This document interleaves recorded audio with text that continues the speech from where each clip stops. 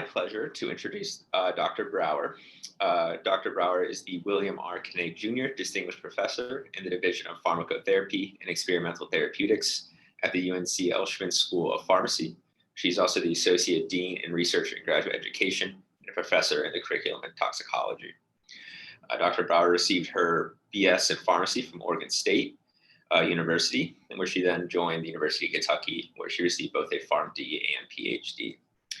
Following her completion of her postdoctoral training at the University of Kentucky College of Medicine, she joined UNC in 1986, where she's worn many hats. She has served as the Director of Graduate Studies at the UNC Elshman School of Pharmacy from 1996 to 2004, and then was the Chair of the Division of Pharmacotherapy and Experimental Therapeutics from 2004 to 2015. Dr. Brouwer's research focuses on the hepatobiliary drug disposition and development and refinement in vitro model systems predict in vivo hepatobiliary disposition, drug interactions, and hepatotoxicity. She has mentored more than 104 undergraduate, professional, graduate, and postdoctoral students and published more than 203 research papers. As well as having a very successful academic career, she has made a splash in the private industry, where Dr. Brouwer is the co-inventor of B-Clear, an in vitro method to assess hepatic uptake, excretion, and biliary clearance that correlates with in vivo data. Dr. Brouwer is the co-founder of Qualist and served as their former chair of the company's scientific advisory board. And Qualist Transport Solutions was acquired by BioIVT in August 2017. She's received many awards, including she was elected an AAPS Fellow in 1998, was the recipient of the Pharma Foundation Award in Excellence in Pharmaceutics in 2001, received the inaugural Pharmaceutical Science Outstanding Graduate Program Alumni and the Paul F. Parker Award from the University of Kentucky, and was the recipient of the 2018 ASCPT FDA Abrams Award. So joining me in welcome, Dr. Brouwer. All right. Wonderful. Thank you, Jack. And I think I forgot to mention that I'm R103. It's a walk down memory lane here to see a few others on the Zoom meeting, a few other R's, it looks like. Well, again, thank you for joining us and taking time out of your busy schedule. I guess my first question for you is, what does your average day or week look like now? Operating as the Associate Dean for Research and Graduate Education while also running a lab. And then also, could you speak a little bit to kind of what your week or average day looked like when you were also, serving as chair as the company's scientific advisory board? Yeah, so I will say Jack sent me a whole list of questions, and I understand we have a couple of days worth of meeting material here, it seemed like, so I'll try to answer fairly quickly. I know there may be other questions too that the audience wants to ask. So a typical day, I don't know if there is really a typical day, but I will say that it always is varied. It's a lot of meetings. I do direct an NIH-funded research program and devote at least 55% effort to that. And so probably about 2.5 days or so a week, I'm focused on interactions with our research team. So that involves, the regular 2-hour lab meeting, one-on-one meetings with the graduate students, with postdoctoral fellows, visiting scholars. We have some undergrads and so forth in the group. And, we discuss experimental design, data analysis, the usual activities, meet with collaborators, of course, write grants, submit reports, and so forth. So I would classify all of that under the research focus area.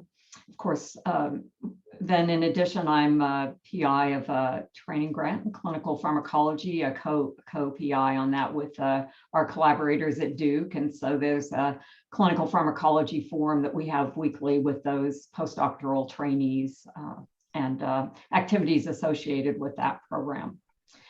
So that's my research hat. Then when I have my Associate Dean for Research and Graduate Education hat on, that is strategic and operationally focused on the research enterprise. So the day-to-day, I think you could say I'm a problem solver as it comes to conflict of interest and all of the issues related to stimulating research collaborations with our faculty and funding opportunities that come out, trying to build partnerships with other investigators and with industry and other funding agencies.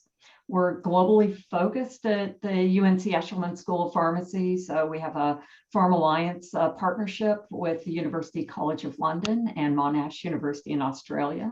So some time is spent focusing on stimulating research, collaborative research on a global level to address issues that we couldn't individually solve on our own.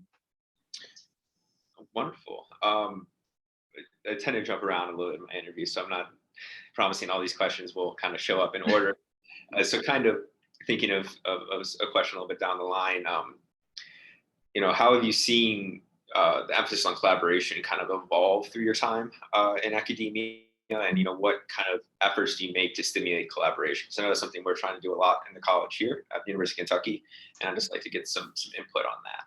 Yeah, I think I learned the importance of collaboration when I was an undergrad, I think at Oregon State, and then that was further emphasized at UK, the value when you build a team that has expertise beyond your own training, and just the power of that in engaging clinicians and scientists that come from different backgrounds.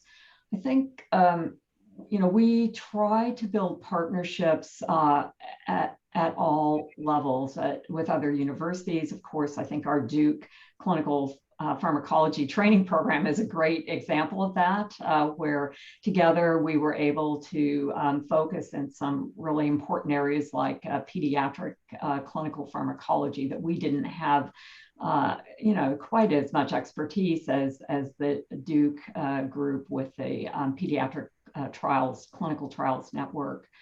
Our global collaborations have focused heavily on the Pharm Alliance partnership, where we identified universities that were similar, like-minded, if you will, with a really strong educational component as well as a research focus area. I think from my own research perspective, though, the international collaborations have been one of the most exciting parts. We've had strong partnership with colleagues in Finland for a couple of decades now, and it's really led to very productive collaborations in that respect. Thank you. Interesting. So I guess the next question would be, what experiences or trainings have really prepared you for the role you occupy now, and how does that compare and contrast to starting a business and serving on the board of scientific advisory? Are those similar skills, or do you find them kind of vastly different? So I have to confess that, although I certainly have, an entrepreneurial aspect to my portfolio, my passion is in translational research and bench to bedside. And so, although we did patent a technology and spin off a company, and that technology is still being used as a gold standard in the drug development. It's an important tool in predicting biliary excretion. It definitely hasn't been the entrepreneurial aspects really haven't been the key focus for me. It's more about how you can take an idea or innovate and then be creative and then see that move forward. Honestly, the entrepreneurial side is a really hard road. It's I know there's a lot of excitement, enthusiasm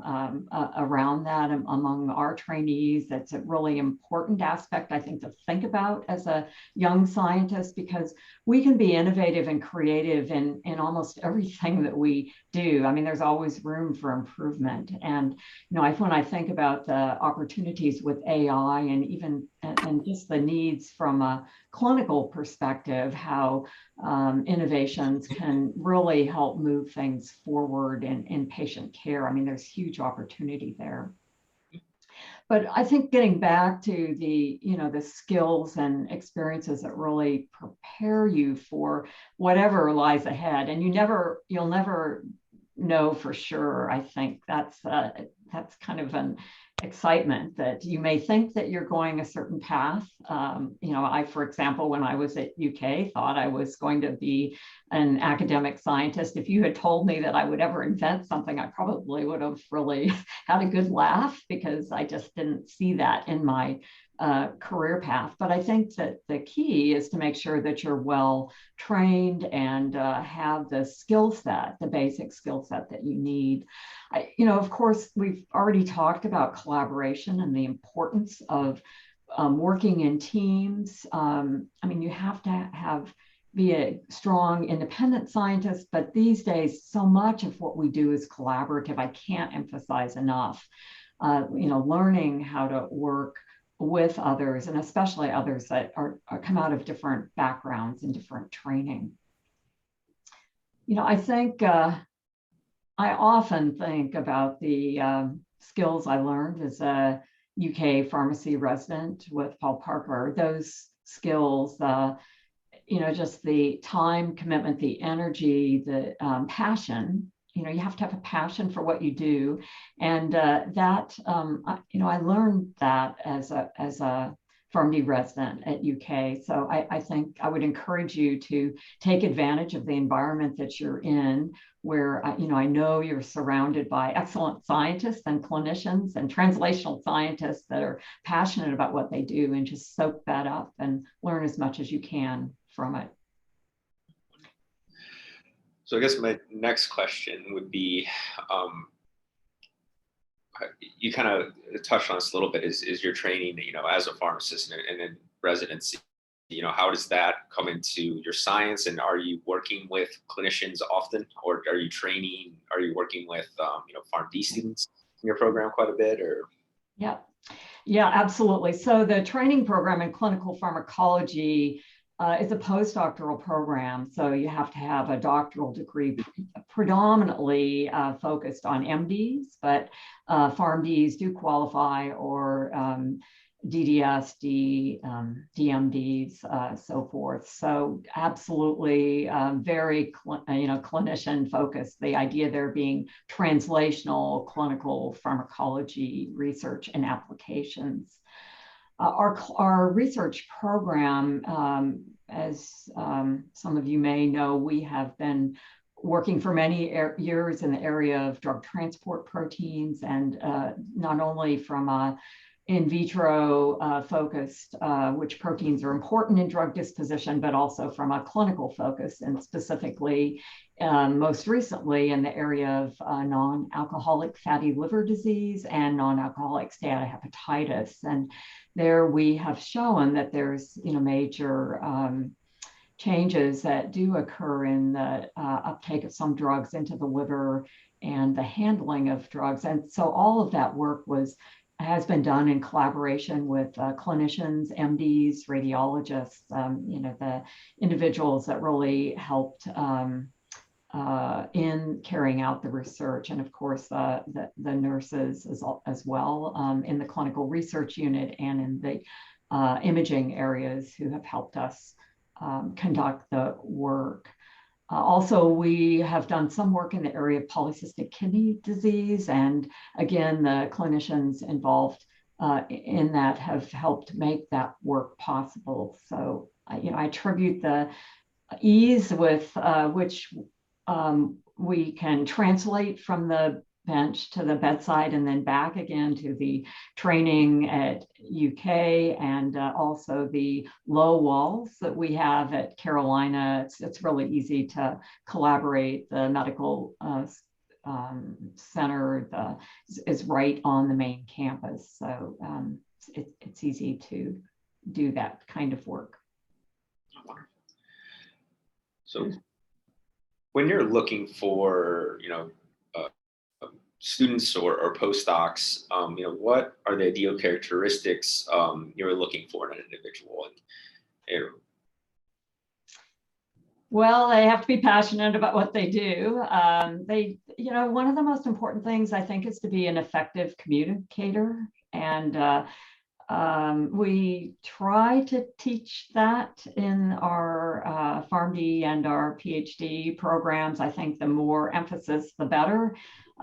You should be able to, quickly describe what it is you do in either lay terms or in more scientific terms, depending on who you're talking to. You need to be a good writer as well.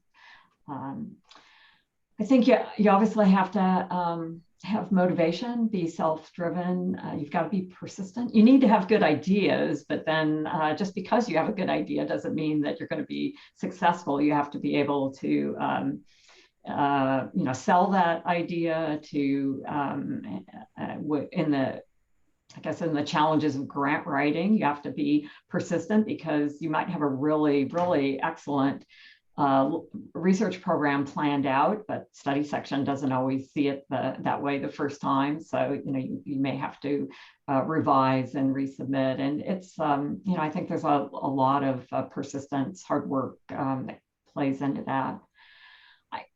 I really like working with individuals that are really creative.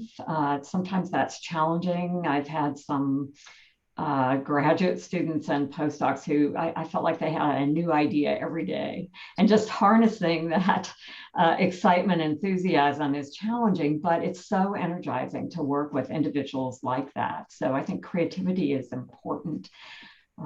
I think you also have to be really adaptable because especially these days, there's, things change so fast.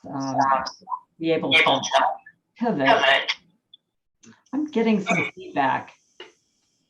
Oh, are you? Let's see, maybe I'll turn down my volume a little bit on my computer and see if that helps a little bit. Okay. So those are characteristics I think that, I tend to look for. It's great. So those were very helpful, but a lot of more soft skills. Are there any sort of kind of hard skills or benchmarks in terms of like papers or grants you look for a graduate student they would be applying for a postdoctoral fellow? Yeah, sure. Well, I think that, of course, the publications are very important. I know you've heard that from your advisors. Your publications will, and also presenting at national or international meetings. I know right now with COVID, it's very challenging. Unfortunately, the poster sessions and these virtual meetings are less than ideal for getting the feedback that you really need. But I think that's very important.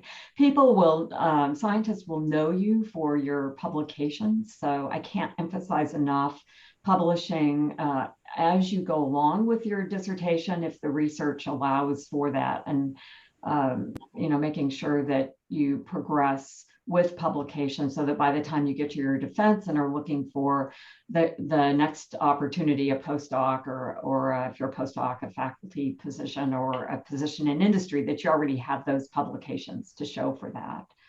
I think having grant writing experience is great, and you may be able to get that if your major advisor is submitting a grant application, offer to read, to help write, if possible, to help with experimental design. Just all those aspects are important.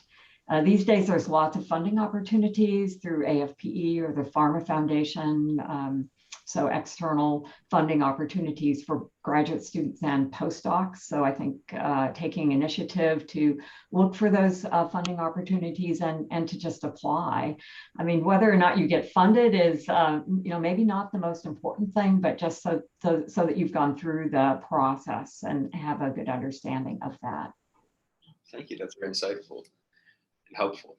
Kind of going to circle back to the collaboration.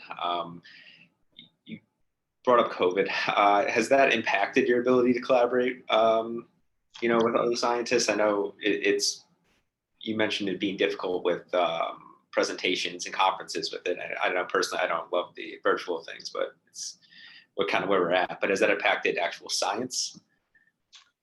Well, definitely with respect to in the early days of COVID, recruiting for the clinical trials was very challenging. We had a hold for a short period of time on clinical research and recruitment into trials unless it was COVID related. Now, of course, those restrictions eased up in many places within the first 3 months, but there's no question that it's had a huge impact, I think, especially on our younger faculty and our postdoctoral fellows who may have been, if it was at a critical time in their recruitment or in collection of data when the labs were shut down for a while, it definitely had an impact.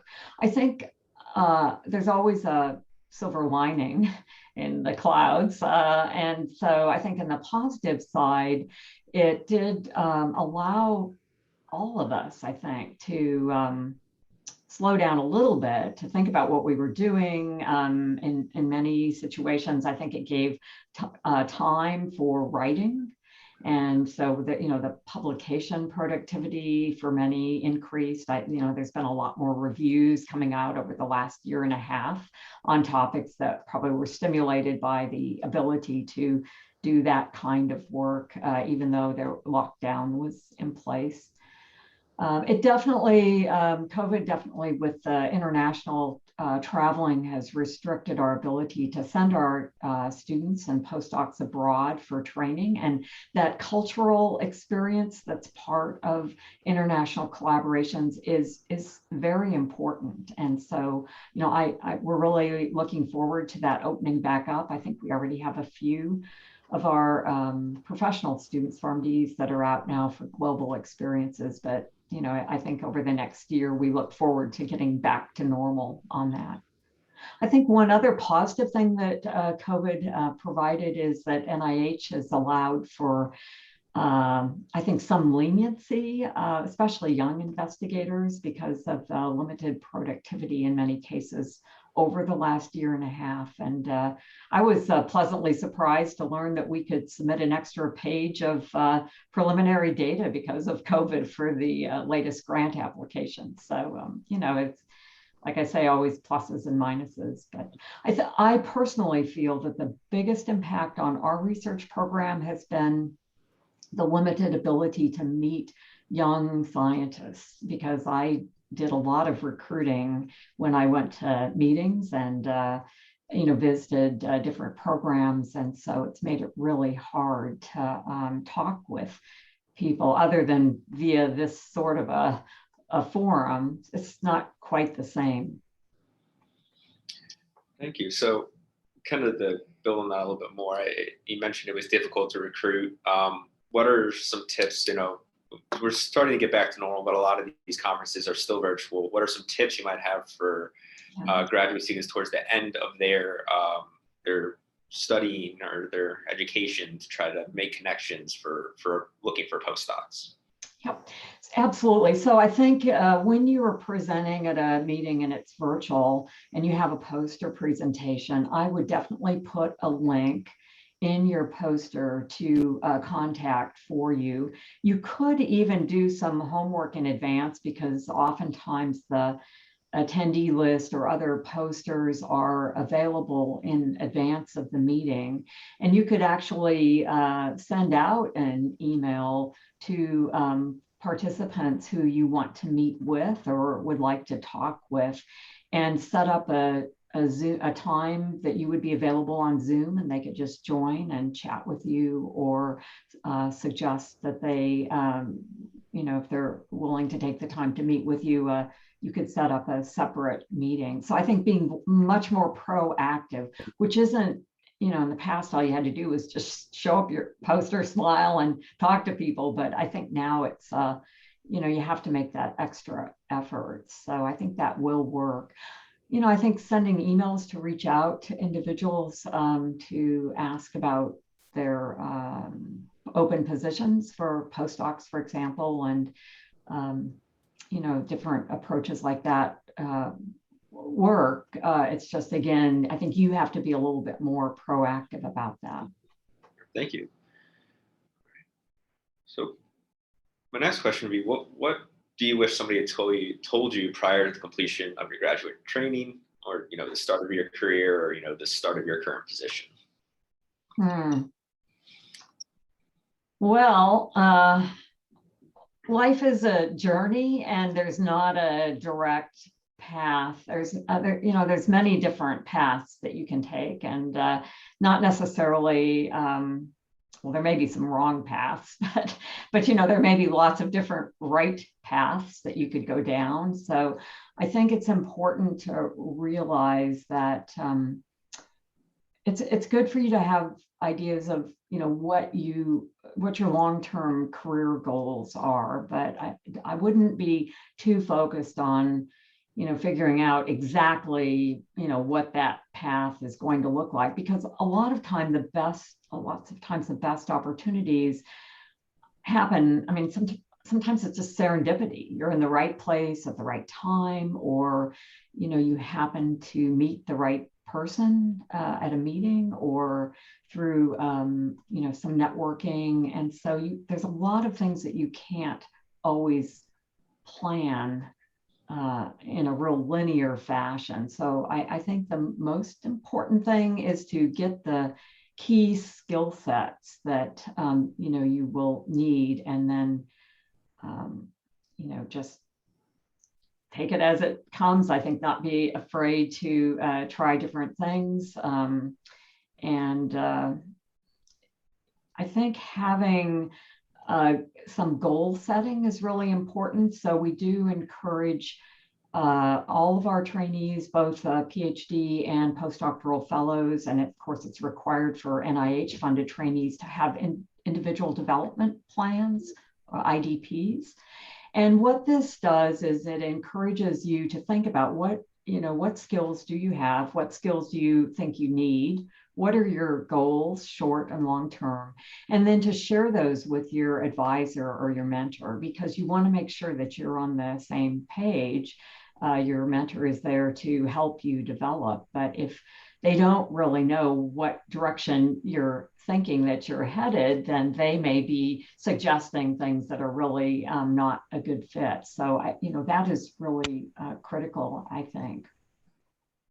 I also think that if you're, regardless of what career you think you're going to find yourself in, a little bit of, you called it soft skill training, but actually they may be the most important skills, the mentoring skills, because we all can be mentors. We all need mentors at all stages of our career, and we all, it's very enjoyable to be a mentor.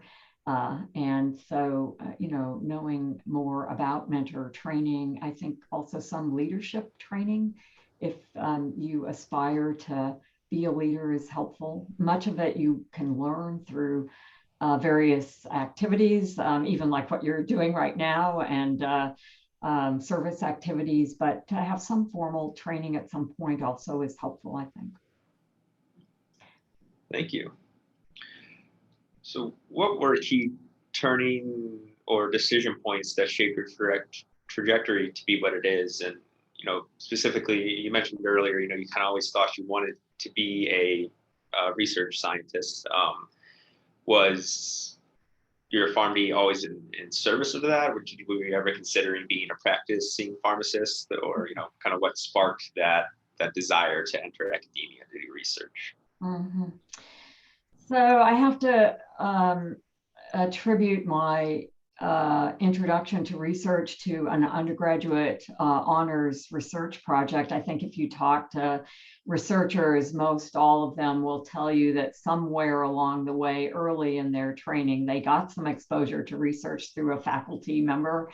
It didn't necessarily have to be in a big NIH funded lab. Mine was, I think, in the basement of the pharmacy school at Oregon State. And we were doing HPLC assay development, so definitely not rocket science. But what it taught me was that, with research, you answer some questions, but you often raise more questions. And so, that's exciting because you can see the progress. And so I think figuring out what it is that, you really like to do, and even sometimes it's helpful to know what you don't like to do. But when I moved to Lexington and started in the residency program, I'll have to tell you that I loved I love the role of the pharmacist in the clinical setting. I have real passion for patient care. I could have easily pivoted and done that for the rest of my career, and I think I would have found it very rewarding and exciting. But at the same time, I also love the research aspects. And so, you kind of have to, at some point, think about what it is you're trying to do and be realistic, because there aren't an infinite number of hours in the day and you can't be great at everything. So you have to make decisions about what it is you want to focus on. And that will change as you move through your career. And this is true also personally as well. There's times when you can devote more to your own career development, and there's times when your family, will require that you invest more time with them. So I think that as you progress along your career path, looking for the various opportunities to do what you're really passionate about. And so when as I finished the PharmD residency and then focused more on my research, I think I realized that the challenges with research and mentoring of when I became a postdoc, mentoring other graduate students, I realized that really was great, and that I could incorporate my love for patient care with the type of research that I did, so I could do more translationally, more clinically focused research, and then be satisfied with that, but not actually have to provide patient care on a daily basis. So one of the things you mentioned in your answer was basically, it's unfortunate there's not infinite hours in a day. So how has your work-life balance evolved throughout your career? And that's personally, I know I struggled with COVID, because all of a sudden I can work always. I always had my laptop, and I found out I could do a lot more on my laptop from home than I initially had thought. Well, you use the term work-life balance, but I'll just have to say, I think it's probably integration. The balance is sometimes a little bit off, depending on what stage you're at. So, I'm happily married. I met my husband in graduate school at UK. He's a pharmacokineticist as well by training, and he has spent his career in the pharmaceutical industry. We have 3 sons who are now gainfully employed, and so I can say that it is very possible to have an exciting, challenging career, an academic career or an industrial career, and still have a busy family life. And I think that, this is probably a whole separate discussion that we could have, maybe unrecorded. But, I think the key is, being realistic about what you can do and what at the various stages. You have to be realistic about the goals that you set and what needs to be done. And when you have family, there will be many times that your career will not be in the front seat. You have to focus on your family life, and so I think being realistic about how you're going to integrate or balance that. When you have work time, it has to be dedicated work time, and when you have family time, it has to be dedicated and quality family time. It's not going to work if you're trying to do both at the same time. And so I think it is possible, but requires, I think, careful thought about how to work things out, and make sure that you aren't burning yourself out with unrealistic expectations that you can do absolutely everything all at once, because it's not gonna work that way. And also, I think family, the kids bring in the whole element of surprise, right? So talk about a job where no day is the same. I mean, with kids, it's always expect the unexpected. And so I think one of the biggest challenges for me was to learn that you've got to be flexible and you've got to be able to adapt, because you might think that you have the plans all worked out for dinner or for whatever, but it just with family, it doesn't always work that way. So I think really being realistic about that. Thank you. So you kind of talked about this a little bit. I kind of already asked this question, but I'm going to ask it a little bit more broadly. Is how have you seen your field evolve in your time? And, how has it stayed constant? You kind of alluded to the potential of AI. Have you seen that come into the world of pharmacology much, or I guess just what broad changes have you seen? Well, our technology has brought just huge changes, as you know, and I think it's exciting. At the same time, it's just very challenging. There's, the amount of information that's available now is totally overwhelming. So figuring out, how you're going to process that, how to organize that. I mean, you guys are lucky in that you, have grown up in this era of technology, and so I think us old timers, Dave, I don't know if I'm going to include you in that category, Dave Feel, but I think those of us that are sort of in transition, it is really challenging. But at the same time, it's just so exciting because there's so much more that we can do with all the information available to us. I was just presenting yesterday at our Vice Chancellor for Research Deans meeting, and one of the aspects that we presented is work that the Eshelman Institute for Innovation, which it's an institute that Fred Eshelman, the name who bears our school bears his name as a major donor, established this institute to encourage entrepreneurship and innovation. And they're currently working on, as one particular project, on AI to help match kidney donors with individuals who need kidney transplants. Now, I was stunned to learn that even still, that manually matches are made at each of the major transplant centers. I mean, I couldn't believe that, because that's how we used to do it. I think back in the old days, right? And I mean, clearly a great example of where AI technology can really advance things very quickly. So, I think in the area of all sorts of apps and things, medication management, just opportunities, seem endless. So if you have interest in that area, I really would encourage you. But, of course, you need training in AI to know how to use that information.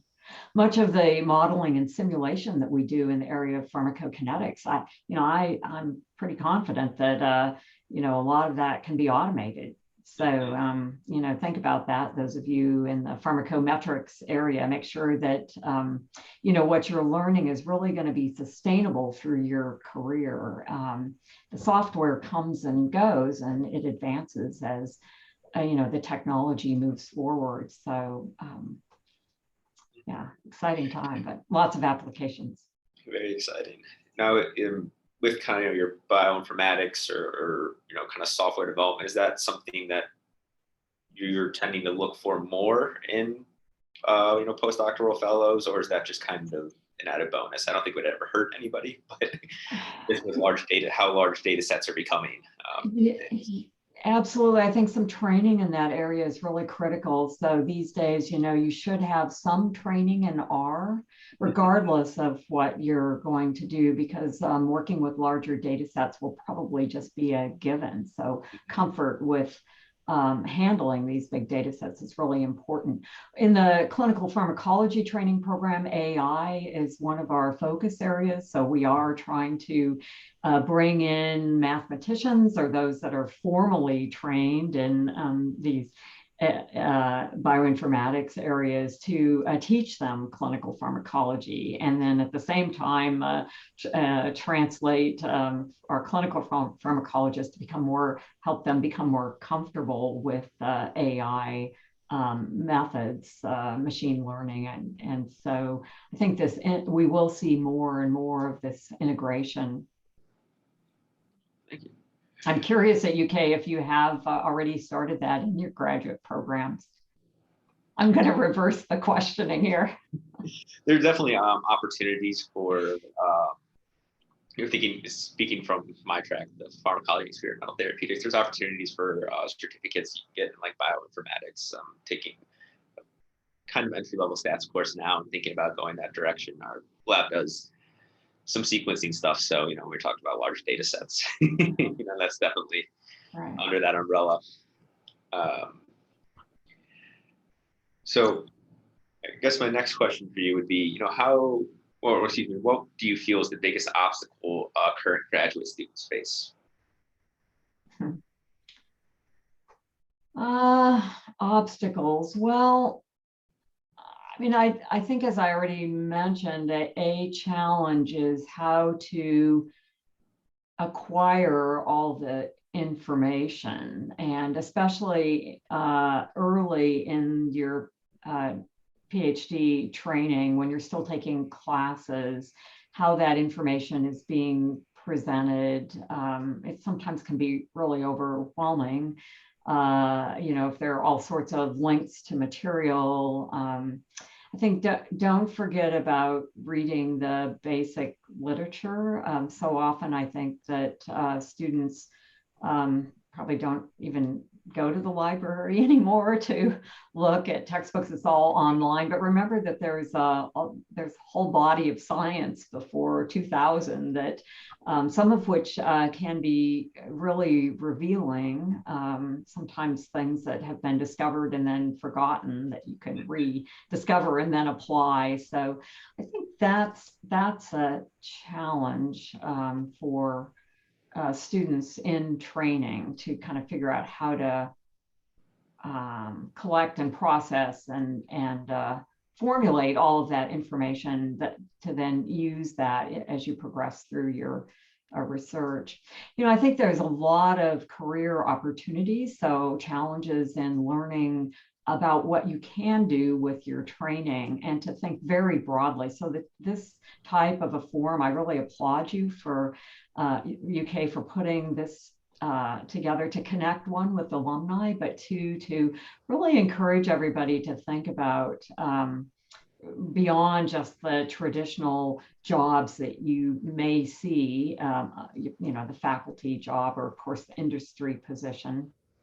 There's lots of opportunities to do internships and real life experiences with the FDA or various places. So, I really strongly encourage that to see more, to really be curious, to explore, ask lots of questions and innovate. I think that's really important. Thank you.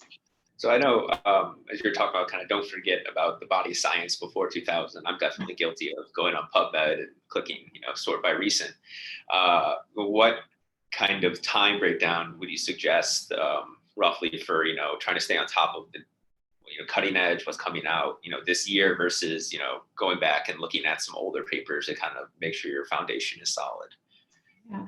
Well, a good place to start is with some good reviews. So you can read through, if you're, I don't know your research focus area, but what you might do is identify a couple of reviews within the last 5 years, and then to read through and look at the papers that those reviews are citing as to the primary literature, and then for particular applications to your research project, going back even further to look at those. I think in various fields it really differs. That, for example, in the pharmacokinetics area, going back and reading some of the assumptions of the well-stirred model, for example, and Les Bennett has, if you've been following the discussion, has really raised the question again about, is what are these assumptions with the well-stirred model in the liver?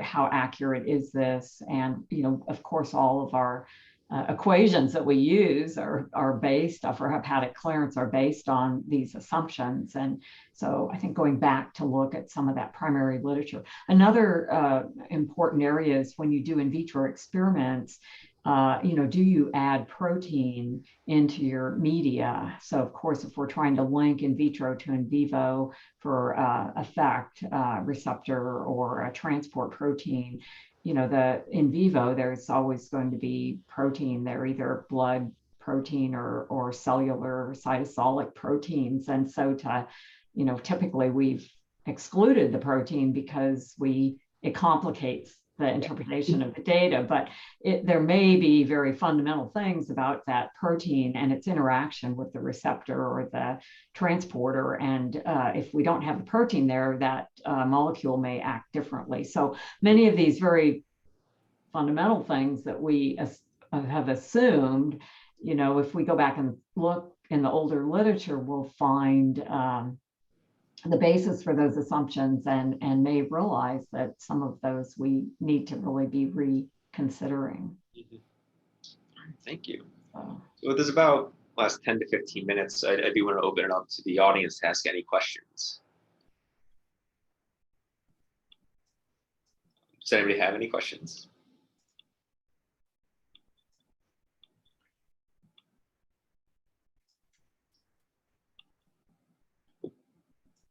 I have a question in the chat.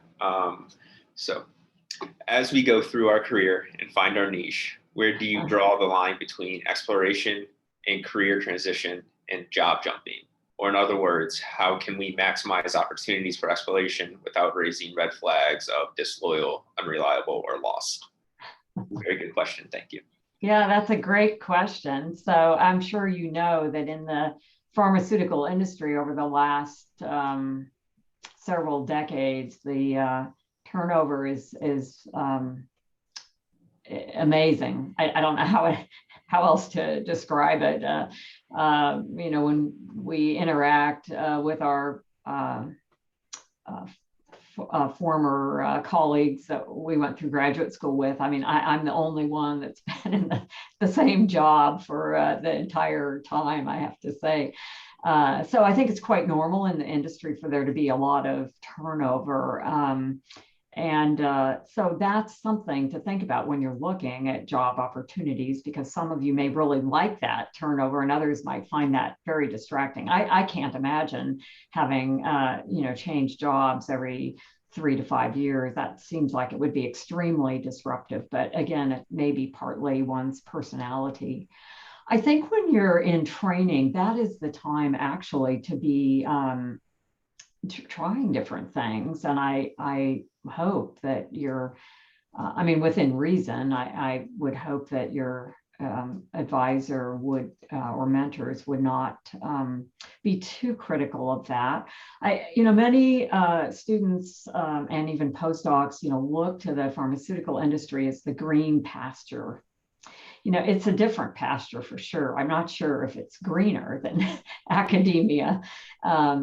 You often may think that something is better because you just, you don't really know though until you've experienced it, right? So I think it's important to understand differences in the different types of jobs and environments. And so doing a short internship in industry or in a regulatory agency, or somehow trying to learn more day to day about what the job is really like. I think you have an advantage from the academic side because you see your faculty advisors and the good, the bad, and the ugly of all of that, and so you might think, oh, I don't want that kind of a life. But, you go to industry, you will likely, until you move way up in the food chain, you may not have a lot of say over what you work on. Mm-hmm. And, you may be working on one project or certain projects one day, and the next day you're told to, refocus and work on something else.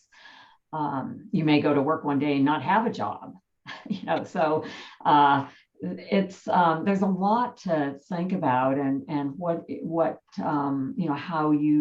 how much you want to be in control over what you're doing, I think will really dictate the type of environment that you go to. So the question about career transitions. Now, I think if you're talking about major transitions from one field of science to another while you're in training, I mean, that might suggest that you, really need to take a careful look at what type of science you're really interested in, because, that'll cost time if you have to take additional coursework and things. Thank you. Hopefully I answered that question. Other questions? Don't be afraid to put them in the chat.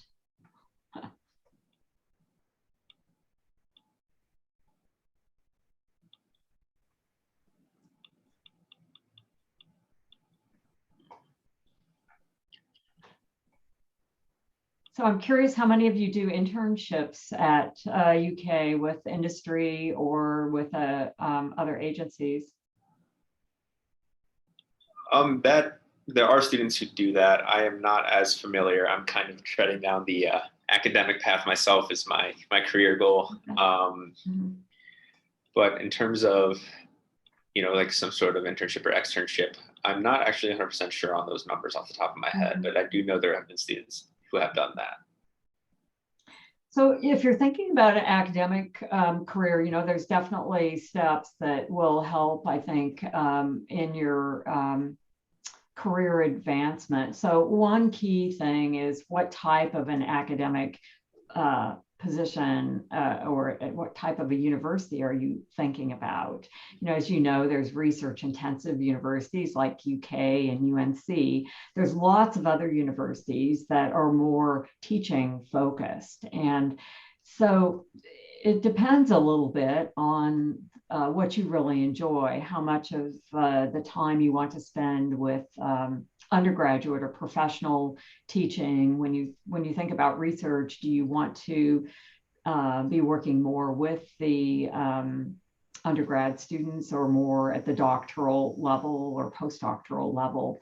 When I think about my training at Oregon State, I mean, they did have a PhD program. It was very small in pharmacy at that time, but there was, the impact that you can have on undergraduate students or pre-pharmacy students, and their career trajectory is tremendous. So, although because you've trained and we are at research intensive universities, sometimes we forget about all the opportunities at other types of colleges and universities that aren't so heavily focused on NIH funding. So, keep a really open mind about that, and think about what is it your research interest, how easily can those be done at a smaller school that might not be affiliated with a university medical center versus if you're really wanting to do translational research and have access to patients, then of course your environment would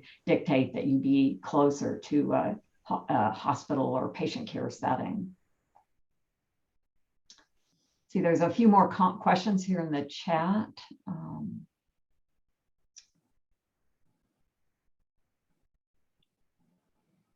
So this question about advocating for yourself and getting the credit you deserve. So let me answer that first just by talking about publications, since we talked very briefly about the importance of publications.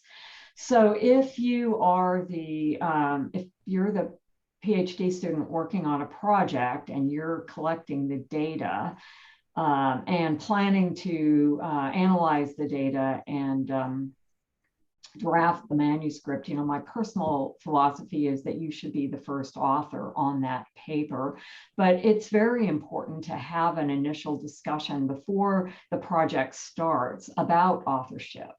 And of course things can change because you might certain people might commit to doing certain things and that might not happen. And so authorship might change. And sometimes we engage a collaborator later stage in the project that brings a really key piece to the paper. And so we add them as an author. And that of course, might not have been in the initial plan. So you have to be a little bit adaptable. But I do think it's important that you're on the same page with your major advisor about authorship. And so typically in my lab, the trainee is the first author and I'm the last author. And then we typically try to put order, with the involvement in the project. And sometimes we do co-first authorship if there are two students involved or a graduate student and a postdoc.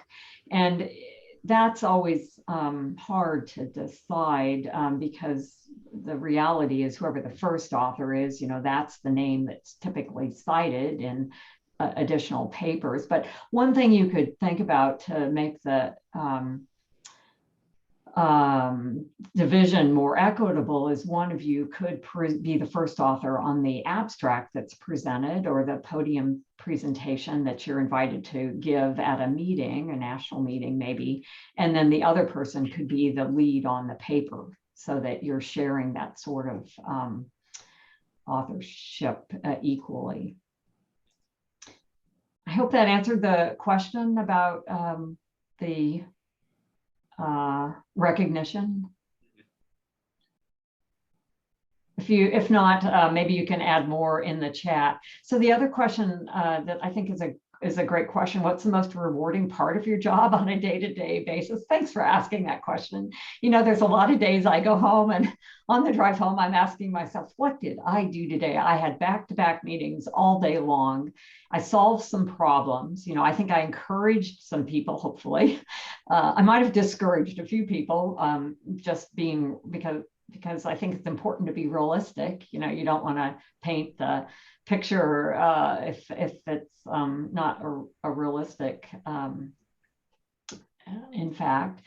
But I think the rewarding part for me is twofold. One, the impact on students, because I really enjoy interacting with students at all levels. And I mean, we're all learners. So, I use the word student broadly defined, but feeling like you're making a difference, I think is very rewarding for me. I think the other aspect is the science. And so, the administrative job, I would never make it as a full-time administrator. And this was true when I was chair of a very busy pharmacotherapy and experimental therapeutics division, and now as associate dean for research and graduate education. I do not get my kicks out of being an administrator. It's a hard job. It's very demanding, very time and demanding job. It's rewarding in the sense that you can see the impact that you're having. And of course, to have a successful research enterprise, that someone has to pay attention to the behind the scenes, getting the grants processed, making sure that the things move along in a timely manner, that we don't have mistakes in submissions. You want to always present your faculty in the best possible light for success. So, that's my job. And if things don't go well, it's my responsibility to correct that. We have centers and cores, and we have to make sure that financially things are in order for things to continue. So there's just a lot of behind the scenes that goes on to keep the train on the tracks, but that's the administrative job.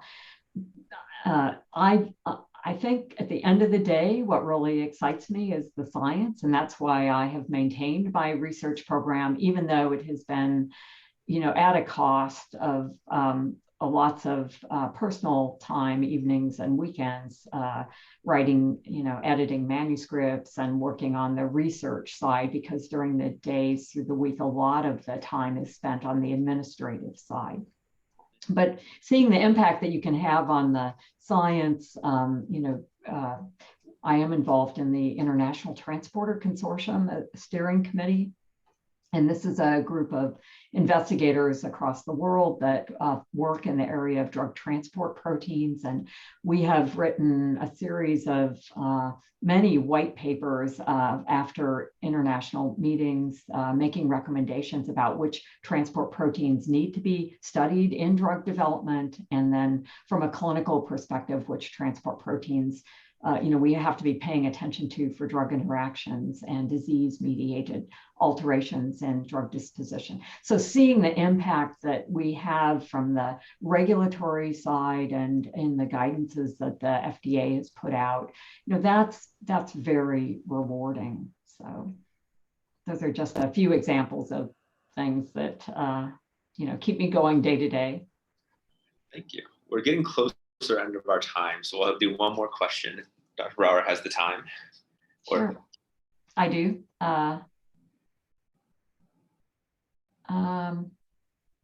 Let's see. The authorship aspect is negotiation for your titles as the employees and as the employer for others. That's an interesting question.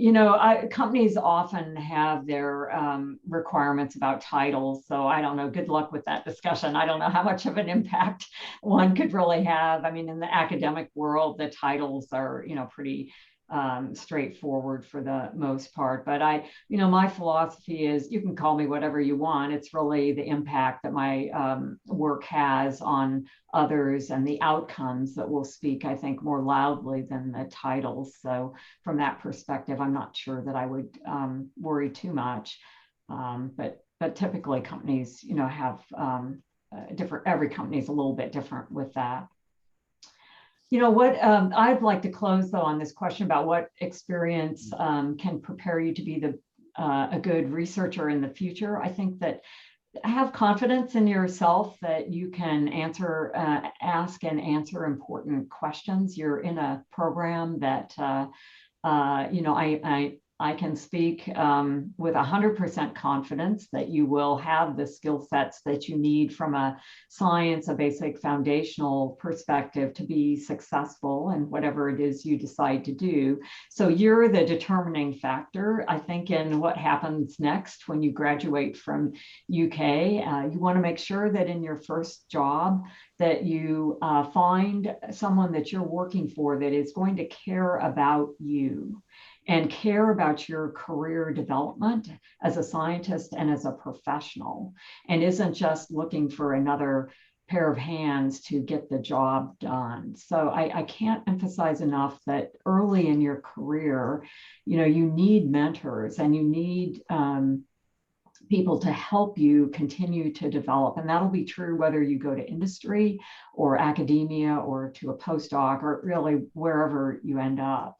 So think about that a little bit. It's not always about the salary or the benefits of the job, but there are many intangibles that are going to impact where you go in your career after your graduation, and think about as best you can about those intangibles. And I think my own career progression is a great example of that because UNC at the time that I joined on the faculty in 1986 was not the top ranked pharmacy school in the nation. And their PhD program, their graduate program was modest at best. But I could see the potential there with the environment and with the colleagues within the pharmacy school and also in the School of Medicine. And so all of the right stuff was there, that they had a school of public health, a nursing school, a dental school, a medical school, and although many of those programs were not top ranked at the time, the potential was there, and it was just a really good environment. So, and there were also great mentors among the faculty at that time. Jim Swarbrick, who was a leader in pharmaceutics, was the division chair and was a great mentor to me in the early days, along with the dean and the subsequent dean, Bill Campbell. Tom Mia was the dean at the time. So look for those intangibles when you're making your next move to help you progress, because it's the PhD is just the starting point, or the postdoc. It's just you'll be progressing forward through your career, and it can be a really exciting time. You just want to make sure you're in the right place to develop optimally. All right, well, thank you for that. Everybody join me in thanking Dr. Brouwer for our time and wonderful insight. We really appreciate you taking the time out of your busy schedule to join us and talk with us and some of our students. It was terrific. Thank you. Yeah, well, I want to thank everybody for their participation. I'm really sorry that we weren't able to meet in person. I will tell you that Kent Brouwer, our middle son, is at UK finishing up his doctor nurse practitioner, and you may have actually encountered him as part of the well-being programs that, I know there's been some collaboration between nursing and pharmacy, so keep that up. And maybe we can meet in person next time we come to Lexington to visit. I wish the very best to all of you. Like I said, you're in a great program, and I know that you'll all be very successful in your careers and beyond, and don't hesitate to reach out if I can help you in any way. Thanks again. Thank you so much. It was very nice meeting you. Thanks. Have a great day.